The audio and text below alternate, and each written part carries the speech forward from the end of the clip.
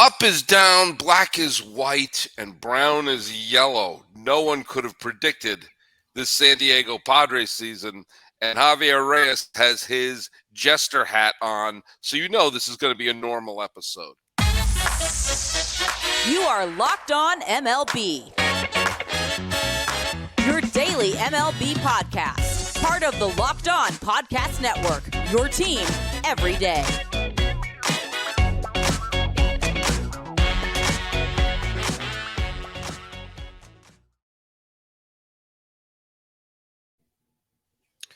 Hello, baseball fans, and welcome to Locked On MLB, part of the Locked On Podcast Network, where it's your team every day. This is the daily podcast. We talk about all of Major League Baseball. I am your host, Paul Francis Sullivan. If you look at my lower third, you can call me Sully. I'm an Emmy-nominated television producer who has been a baseball podcaster for over a decade now. It's my fifth season at the Locked On Podcast Network. Follow us at Locked On MLB Pods on Twitter and Instagram, or follow me. I'm your pal Sully at Sully Baseball on Twitter, Sully Baseball Podcast on Instagram. And this happens to be another crossover episode. And wearing a hat of great dignity to the right of your screen is the dear friend of the podcast, Javier Reyes. How you doing, buddy? Look, I'm hanging in there, as one does during these summer months. Summer, of course, the most overrated season, as we all know. And it's been even worse this year because the pods are, I mean, you just said it, like I still have my jester hat on, a hat that I've been wearing since after they lost 2 out of 3 to the Royals, who there could be made a case are actually worse than the A's. And before that, they got swept by the Dodgers. I've been wearing it ever since then. And I believe that the only thing I had asked for, was I would stop wearing the hat once they reached 500. They have not done that. They refused to do that. You still have the hat on. Exactly. I still have the hat on.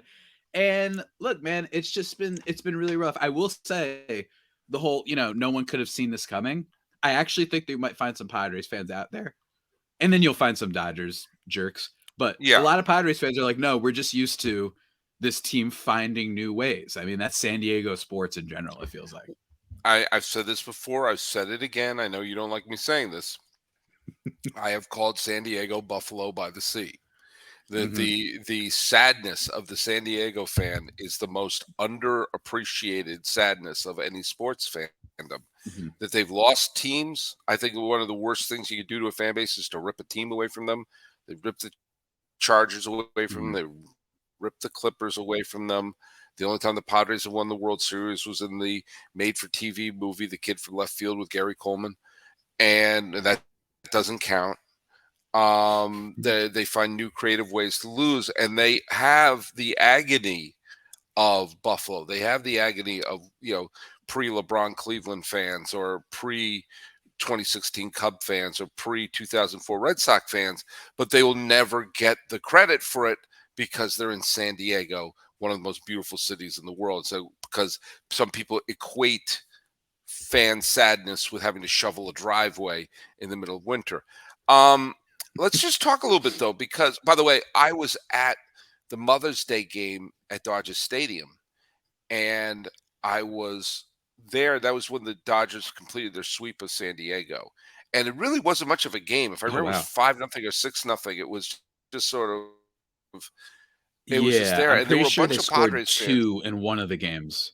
Yeah, I think in one of the games they scored 2. But I believe it was the blown Josh Hader save, if I'm not mistaken. Oh, well, this was not a save. The Dodgers jumped up early, and then just the Padres were never really in it. Okay, then it wasn't that game. This is it was a Sunday game, and my birthday on Mother's Day, and I remember looking around, and I saw there were a lot of Padre fans there. There always are during a Dodger Padre game, and there just was a sense of this glass-eyed, what just happened? How are we here? And of course, at that time, the Dodgers were not in first place, and they're still not in first place. And as of this recording, the Dodgers are a playoff team, but they're in third place, looking up at San Francisco, who is only 2 games back in the loss column out of first. And I know we talk way too much about, when Millard's on the show every week, so we talk too much about the Diamondbacks. But here we are. It is going in by the end of this week. It will be July, And all things are pointing to Mhm. the Diamondbacks are going to enter July in first place, and the Padres are going to enter July with a losing record. And to quote Steve McQueen at the end of the film, The Sand Pebbles, what the hell happened? That's a deep cut, by the way. I went to Oh Sand man. Pebbles. That's a It 1960. was. It was. That's a Look, I mean, you do that 1966 every war time. movie. Yeah, I know. I know. We 1966 do war this every movie was. time, but Yeah, it's I like know. it's funny when I'll bring up like yeah, I'll bring up like Ginny Baker from Pitch and be like, that's literally the best like outcome for a Padres prospect pre Hmm. Tatis ever, and then you'll get that. But then you pull something out from the '60s, I can't help you. But and Yeah, everyone go check out Boulder a Minute. Great pod. Love doing that for a while yeah, there with you. and Javi was a great guest on it. Look, with the pods, it's it's a coalescence of a lot of things, I think, with them. In general, which I've been talking with Millard about this year, is there's been a lot more disappointing this teams this year. If you just look back at say Yeah. like Oh yeah. last year's teams that were good to this year, the 2021 teams that were bad in 2022 is basically like just the White Sox. As in terms of disappointing teams, you know, what I True. mean, like massively underperforming, right? This Hmm. year, it's Cleveland, it's the Padres, it's the Mets, it's The the Cardinals, Cardinals. right? It's some people might even say the Mariners. So like Oh yeah. it's been kind of a wacky season, right? Yeah. Like I guess that's one comforting fact maybe is just that like Padres fans aren't the only fan base that's Yeah. suffering right now. Literally just turn on New York talk radio and you will be treated to just the purge on radio. Like it's just Yeah. incredible Oh stuff yeah. right now. Um Well, I mean, with that in Go ahead. mind, I just Hmm. I didn't mean to step on you. 'Cause I want to just focus on this for a second here. Hmm. When you take a look at this, is if there's going to be a ray of hope for San Diego fans here, it's Hmm. that the teams that are at the top of the West are not exactly juggernauts. They're teams that are playing over their head with Arizona and with San Francisco. Hmm. And the funny thing about teams that play over their head is sometimes like the law of averages come back and Yeah. and ships are righted, because there's still half a season to be played. And yes, Arizona is playing because they have those two great pitchers at the top of their rotation and they've gotten some timely hits. And San Francisco is basically the team that they were. They're playing like the team that they were a few years ago.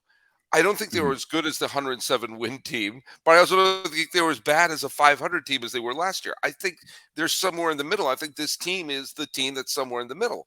But with that being said, and if you talk to a Met fan about anything, you would say, "Hey, how's the weather today?" The Braves had a losing record at this time in 2021. They're saying it like a mantra. The Yeah. Padres know that some of the wild card spots, the three wild card spots right now, Los Angeles is occupying one of them. Los Angeles is going to make the playoffs. We all know that. But Miami and San Francisco, while both good teams, are not exactly juggernauts, and neither are the Diamondbacks. So if there is a team that's primed to have a disappointing second half of the season, it very well may be one of the very teams that San Diego is pursuing. Look, I will say I buy into the Giants a lot more than most folks on our network. I also buy into the D-backs to a certain extent. The D-backs' big problem has been their bullpen, and that's the strength of the Padres. But I really think that San Fran, unlike 2 years ago, they're not getting like blow up performances from like old guys like Crawford and Hmm. Brandon Belt and Darren Ruff. The guys this year, I feel like a lot are younger and a lot more legit, like your Lamont Wades, like your Tyro Estrada. So I actually think it's going to keep, and I don't think it's just wow, everyone had a career year for us. I think this is actually like a pretty sustainable thing for them, and we'll see what they do at the deadline and with their farm system and whatnot. D-backs, I actually think the D-backs could fall a little bit more than the Giants. I'm just so high on the Giants. I just think that they're great, but the Marlins, that's a team that I think Padres fans should look at. The run differential isn't great, -15 right now. Padres Hmm. have managed somehow to be +31 and lose all their games anyway. Yeah. It's Miami is just one of those teams that you're just not all that scared of. And I mean this with the most love. Our eyes has been just the sublime example of not just reading Statcast profiles. like, and that it doesn't tell you the whole story. He is the perfect example of that. And it's awesome that Miami's good. Kim Ng and company have made some really good moves over the offseason. So I love that for them. But yeah, if you're the Padres, it's kind of been for us solely. It's been what I've been preaching at my pod is their defense is among the best in the league. Their bullpen is among the best in the league. And so is their starting pitching. Literally all they have to do is cobble together an average. I'm not even saying good. Average 16th ranked offense the way that they were, say, last year, especially when it comes to runners in scoring position. And the difference between last year and this year is you have like 4 MVPs in your lineup. So in theory, that shouldn't be that big of an ask. But so, did I tell you, did you know that this month, of June, this lovely month of June, the Padres are 4th in WRC plus with their offense among all teams, and they're 1st in team ERA. Right. And they've gone 11-11. That's like, it is literally as simple as that. They cannot drive anyone in. They look like losers when people get on base. It is actually, I've joked with other people, walk all of their batters and you will do better. Do not pitch to Tatis with the bases empty. Pitch to him when its base is loaded. Or Tatis is a bad example. He's actually been good. But Jake Cronenworth, Manny Machado, Xander Bogaerts, walk the people in front of them and they will do worse. That is literally what has happened this year for them, and it's infuriating.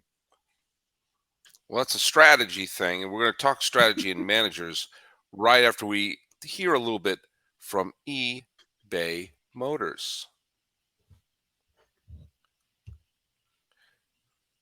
That's right, folks. We're talking eBay Motors right here and right now. For a championship team, and that's what the Padres want to be, it's all about making sure every player is the perfect fit. Are they the perfect fit? I can't quite tell you right now, but it's the same when it comes to your vehicle. Every part needs to fit just right.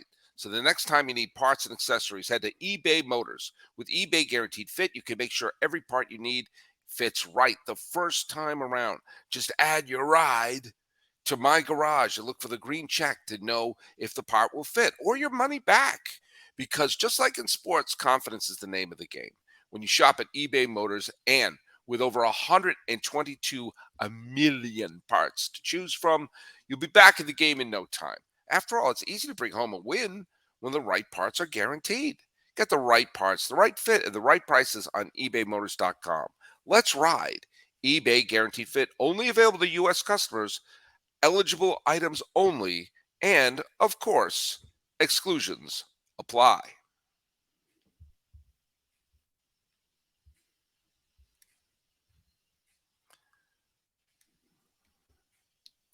All right. Hey, we're here with Javier Reyes. That was smooth. Hey, that's great. You know, when the Padres brought in Bob Melvin a couple of years ago, that's when that was the first moment when I think every A's fan thought, "Oh, we're moving, aren't we?" Yeah. Melvin took one look around and said, "Like, if it's okay, this ain't going can I well. go? Can I go? Can I scram?" Yeah. I've always been a big Bob Melvin fan. I thought he always did a wonderful job getting more out of less from Oakland. So he's come to San Diego, is getting less out of more. I don't know what's happening here. I can't, obviously, he got him into the league championship series last year, which is a positive thing. Got the Padres to within 3 wins of winning the National League pennant. But the pieces, like you're saying, they're having tremendous pitching. Their offense has been solid for the last month or so, and yet the Rubik's Cube is not fitting. Now, some of it may be just fortune. You know, like the Marlins are winning because those balls are dropping in. I had Peter Pratt from Locked On Marlins on last week to talk about the London series. We also talked about the Marlins. The Marlins are in a playoff spot, and they're having a lousy season from Sandy Alcantara. Can you imagine if they were getting a good season from Sandy Alcantara? But let's talk a little bit about the pieces not quite fitting.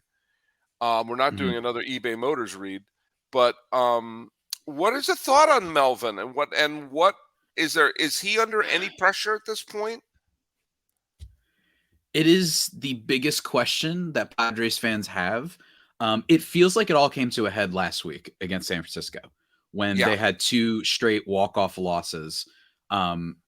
I think, and I talked with someone else on my show. His name's Mark DeLucchi, and he was pointing out that he actually thought that it was weird that they brought in Josh Hader late in the ninth inning for the second walk-off loss rather than Mm-hmm. not using him the night before. And my vibe on it, he put in a lousy reliever, Luis Garcia, who had been excellent last year, devastating sinker, or I should say slider, but he has been awful this year. And he brought him in, and he's like, we're trying to get him going. That's just the type of Mm-hmm. manager he is. He wants to get his guys some confidence boosts. Some will argue, how about do that when we're up 10, blah, blah, blah, blah, whatever. I would argue our best bullpen arms weren't available. And Josh Hader's a free agent after this year. I'm not going to begrudge him, and it's nothing against his ability if he's like, I don't want to pitch a third straight day.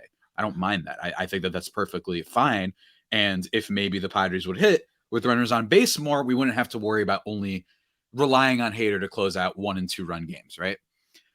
So for me, Right. Melvin deserves a lot of criticism for sure. There have been some weird decisions. Back in the day with Oakland, Jason Burke would tell you this of Locked On A's. Great pod, by the way, lately. Everyone should go check it out. He's been doing a great job Mm-hmm. covering everything that's going on there. That the one weakness against him was some of his bullpen decisions. Not crazy, Right. but that was one of the weaknesses. And that's what kind of happened last week with San Francisco. And as a result, everyone's been freaking out. They need to fire Melvin. But I just don't. It's so rare that I feel like firing managers or coaches is the solution rather than it is a symptom of the higher up. And you know me, you follow me on Twitter.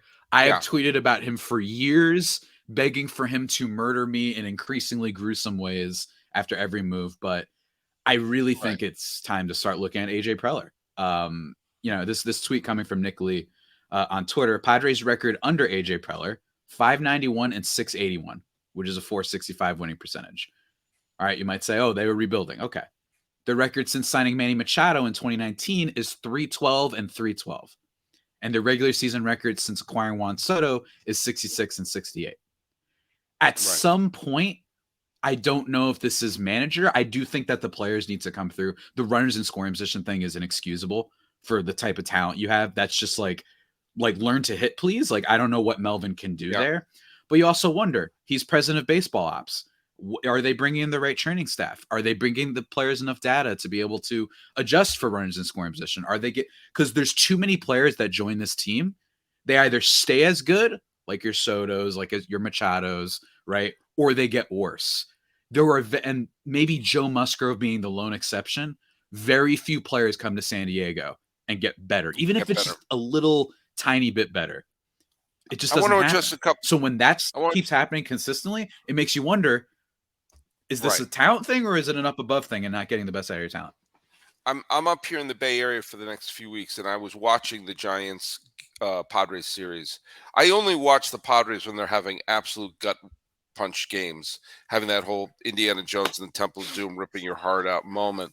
Yeah. Um, the I remember watching the game when Hader came in and the game ended on the bases loaded walk, and Peterson. The game before was the one where Yastrzemski. It just turned into the Mike Yastrzemski show.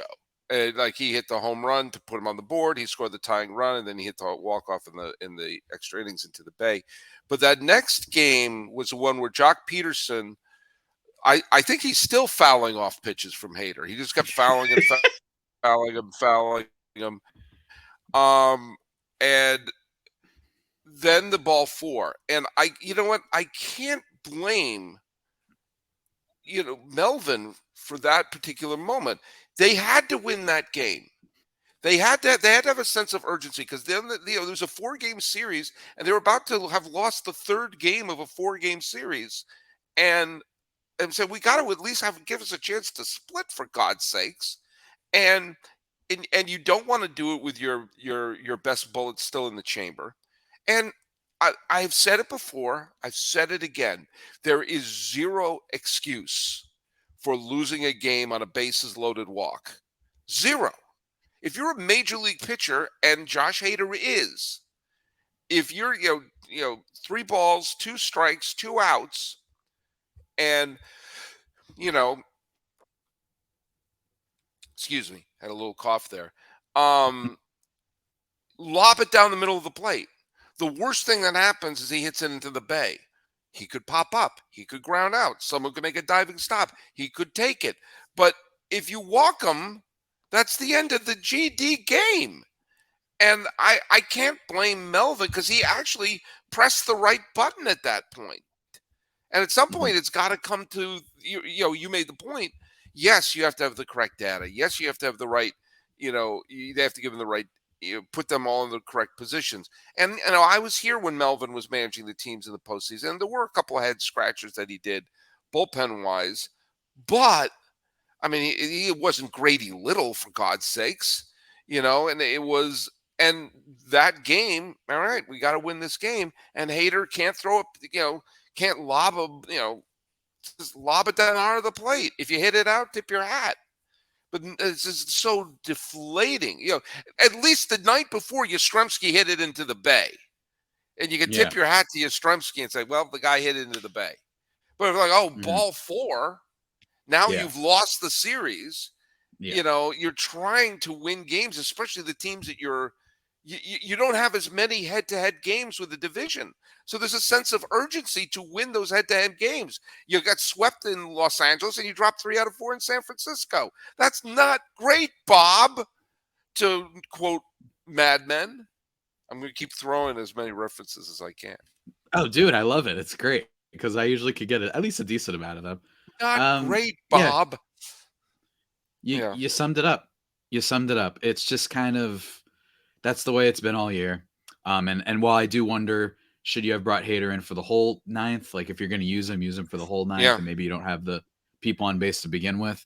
But for me, it's just been like, guys, it's not a coincidence that everyone comes here and this isn't as great, right? Xander Bogaerts, the most consistent bat, Yeah. dare I say, next to probably Mike Trout in baseball, consistent. I'm not saying the best when No, there I are get other what you're players that are saying. more healthier, but I'm a Red Sox fan. right? I get it. Yeah. Yeah, exactly.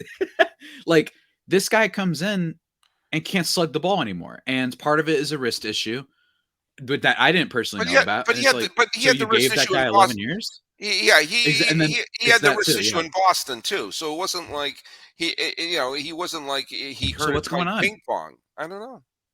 Maybe it's So he comes here, and for whatever reason, do they not have the right training staff? Do they have it? That's the way I'm looking at it. Because yes, I know the players have to perform, but at some point, when it's every star ever that comes to your team, it gets worse or stays the same. it's a What's pattern. going on? Who are you hiring? What are the resources available? You can't just only spend on an 11-year contract for Xander Bogaerts and not address everything that's around you. People I know that know prospects will text me out of nowhere at like in the dead of night and be like, bro, there's this Rays dude I've never heard of in my life, and they have him throwing 102 now. It's Yeah, not a coincidence that the same teams keep finding people. I don't think it's right. just finding people. I think it's that they give players support. Obviously, there are some that I think would be great anywhere, like a Juan Soto and a Tatis. I think those guys can just be great anywhere. But you have to start looking at the team context and the organizational context where you're like, it's not a coincidence that Cleveland, Milwaukee, LA, both are, well, Dodgers specifically, definitely not the Angels. Like like all these teams, the Astros, like Hunter Brown or whoever it is right now, like Right, there's a reason this keeps happening. And it's right. because those organizations seem just better equipped from a staff standpoint. And you got to look at AJ Preller and be like, are you not hiring the right people? And if you remember the athletic piece that dropped a couple years ago, Mhm. back when they had their collapse, that kind of detailed some of those issues, and it's coming back to haunt them right now. Well, we're going to talk a little bit about one of the stars who has been heating up. Juan Soto got off to a horrible start this year, but he's heating up and playing kind of like Juan Soto. Before we do that, I do want to bring up the last trivia question that I threw out there. A couple of you did get it right. Surprise! Craig Brindle once again got the trivia question right. So did Restonique, who was, by the way, that's how you pronounce it. I mispronounced it the last time. And I believe Lazy S Cowboy did as well. The trivia question was Reggie Jackson wore number 9 as a member of the A's and Orioles, but he could not have number 9 when he went to the Yankees. So he famously changed his number to number 44 for Hank Aaron. But briefly in spring training, he wore another number. What number was that? And the names I just mentioned pointed out that he briefly wore number 20. Number 20 was in honor of Frank Robinson. Frank Hmm. Robinson was was obviously a great Hall of Fame player, but also managed Reggie in the Caribbean League in the offseason, back when stars used to go and do that. So briefly, he wore in honor of Frank Robinson and then switched it to honor Henry Aaron. So good job, all that. We're going to have another trivia question at the end of this episode.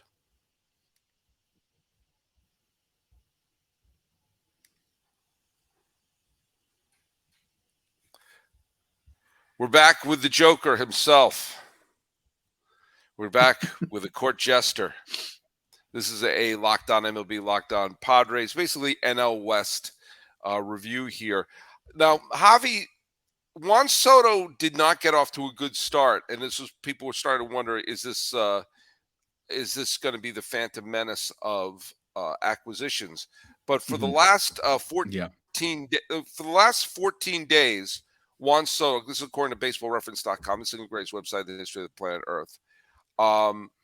He's for this season he has slashed 273 average, not bad, 425 on base and a 502 slugging, which is a 927 OPS. That's his full season over 77 games started. That ain't bad. That's not bad at all. But for the last 14 days, he has had a 357 average, a 517 on base percentage, and a 714 slugging, which goes to a 1.232 OPS over a 2-week stretch. So at least for the month of June, Juan Soto looked in the mirror and said, "Hey, that's Juan Soto. That's me," and has played like it. He should probably bring said mirror, hold it up like Jerome in Morris Day and the Time during Purple Rain, and hold it in front of. I'm going deep today. Holding it up like Jerome to Xander Bogaerts and to Manny Machado and to Fernando Tatis and to Josh Hader and to everyone else, and say, "Oh, and let's go, Padres." But Soto's has been doing his end of the bargain. I've never gone that deep on a Purple Rain cut. But Soto's been holding up his end of the bargain for the last month or so. Yeah, and there are players that are performing well in the Padres. Like, make no mistake, like Tatis, considering that he was suspended and had an injury, has been pretty incredible, and a big part of that has been his defense. But at the plate, he still has some things he's working out, still swinging at. Not still, but like he's swinging at literally every pitch this year. It's kind of insane. But Soto, I mean, he just had a really rough month, right? Like a really bad opening month. I think he got in his head a little bit with the lineup spot, maybe with the pitch clock stuff. But yeah, he's been incredible. And 3.2 F4, that's up there among major league leaders. Like he's been, or 3.2 actually. He's been really good there. One thing that's unfortunate is that it seems like the 400 on base mark is something that everybody is kind of down to go for this year, whether it be Acuna or Yandy Diaz or Lamont Wade Jr. of the Giants, who's been incredible. But just one quick thing on Soto is he is striking out a lot more. Now he's totally making up for it because of the walk and because of the slugging. He's totally making up for it. Yeah. It doesn't matter in a vacuum, but just to point towards my point about how in some way every person who joins the Padres can get worse, right? Like he's got a 20.8 strikeout percentage, which isn't bad. I must emphasize, this is not bad. He's still walking 20% of the time too. But considering his lifetime average is 17%, it's just something to look at, especially, you know what I mean? To be like, why is even he found a way to not be as good on the Padres? So that's one thing. But aside from Tatis and Soto, I mean, Ha-Seong Kim, really good player for the team. And I'm not that mad at him because he's not expected to be the superstar. But basically, absent Tatis and Soto, the numbers with everyone in runners with scoring position is awful. I'm pretty sure Cronenworth is hitting like 160. Xander Bogaerts 170, around those ranges. I'll look them up in a minute, but it's just that's what's so funny about this team when people look at it with the aforementioned the pitching, the bullpen, the defense, and then you look at the numbers in a vacuum, you're like, well, they got like 4 MVPs. They should be able to make up for it. It's like, well, situational hitting is awful. As I joked about earlier, it's better to literally walk people and face Manny Machado and Xander Bogaerts versus face them with the bases empty. But it's been one benefit. But now By the way, everyone's wondering, by the way, just to put a bow on it, since they've yeah, been yeah. so bad, do they have to trade Juan Soto? That's the new question that everyone's wondering. That's how bad it's been going for us, Sully. We're already No, I wondering. don't think you do that. I don't think you do Me that. I either. don't think you do that at all. I think that you sacrifice Mackenzie Gore and a bunch of other good quality Yeah. players to bring in someone like that. You didn't do it for a one stretch run. He wasn't a rental. Mm-hmm. By the way, the last couple of starts for Blake Snell have been very good. Oh yeah. Oh yeah. Yeah, Snell has ERA under found. 1. Yeah, Snell. Like I've noticed that he when I do my Who Owned Baseball, I see that Blake Snell has been popping up a Mm-hmm. few times. The pitching has not been the issue, No. and and that one crappy game in San Francisco, notwithstanding, Hader's been solid too. So, you know what, I I, I do wonder. Um, and it's funny because this is a team that has brought in um Manny Machado, Juan Soto, and Xander Bogaerts in the last few years. So when you say they need a bat to spark this team, it's like how many MVPs do they need to bring in to spark them? Maybe they don't need an MVP. Maybe they need like just a solid hitter, like a guy who isn't Mm-hmm. an alpha dog. It's I don't have a name off the top of my head right now. Mm-hmm.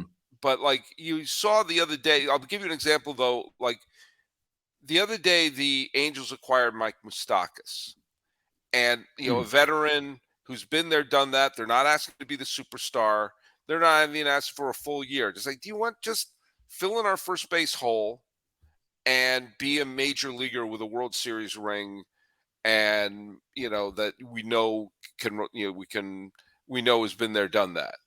And I liked that move because it was an inexpensive move, but it was also like we're going to patch this hole with someone, and you will see players sometimes on a new team where they look up and say, "Oh, I'm not on a crappy team right now." There's a reason to wake up and go to the ballpark, and they'll have like a little burst of energy or something like that. I wonder if the Padres need that just to sort of pick up a player who's floundering on Kansas City or Oakland to say, "Hey, come over here. We're not asking you to be the star. Just don't be an out." And when you talk about that situational hitting, Yeah. I mean, the best thing of all the sabermetric reasons to not fall in love with Luis Arise, the reason why plugging him into that lineup worked was they needed a guy who could hit. They needed a guy who was not an out in that lineup, and they found a guy who was not an out. And look at that, they're winning. Maybe the Padres need a guy who isn't going to be a great. You're a situational hitter. You'll set the table. And like the greatest example I can think of that, where a team picked up a player who was good, but really became someone who just was a spark plug and became a league championship series MVP that year, was when the Giants picked up Marco Scutaro in the 2012 Mm-hmm. season. And there were a Mm-hmm. lot of big trades in 2012. And the Marco Scutaro Mm-hmm. from Colorado was like, I guess, yeah, they needed some depth in their infield. They needed that. Yeah, it's a nice plug. But Scutaro, who was a quality player, was that spark plug. He kept rallies going. He didn't make dumb plays in the field. He was a steady veteran. And then later, when they beat St. Louis in the league championship series, he was the MVP. And he was the player who always was in the middle of every rally. And Mm-hmm. the Padres need to find their Marco Scutaro out there to Mm-hmm. just be not the star, because Scudero wasn't the star. The Giants had freaking Sandoval in the World Series and Posey and all of them, but they needed that one guy. He said, "Keep him moving. If you need a ground ball Yeah. hit to the second baseman to move the run," like he did all the smart things that none of the stars are the Padres are currently doing right now. So That's a great point. I think Scooter is a great comp. Hey, just thinking about it, it's just like, hey, Andrew McCutchen could have been anybody's this past season. Don't get me wrong, he's having like a much better season, I think, than a lot of people expected. He's like a trade deadline, like yeah. super, like he might be the most valued like bat for potentially getting at the deadline if the Pirates, want to get rid of him. They just need someone who's okay. They Well, need your 100 to overall WRC plus guy who will move the runners, and he's not going to strike out on a dumb pitch. He's not going to pop up a ball into the infield when the bases are loaded with nobody out, right? Just solid. Instead of being Well, what the Padres have done under Preller, which is like only looking at the now and who's a star, Adam Frazier, right? Remember when that trade happened where it was right. like, that guy's overperforming. I don't think that he's, you know what I mean? It's like, be a little hipster with your takes. I want everyone to trade for Luis Robert and all these stars out of Chicago and whatever, and for the Padres to pick up I don't even know, like some random guy, because Well, that would at least show me like it's an inspired choice, right? That maybe they're trying to get well, more out of a little. I don't know. think about what McCutchen has in common with Scudero. They're both solid players. Obviously, McCutchen had had a higher peak, won the MVP one year. They Yeah. also have super high baseball IQs. They're really Mhm. smart players, and they know what to do in those situations. So they need that person with that baseball IQ off the charts that will, suddenly you're not scoring 2 runs a game, but maybe you'll score 4.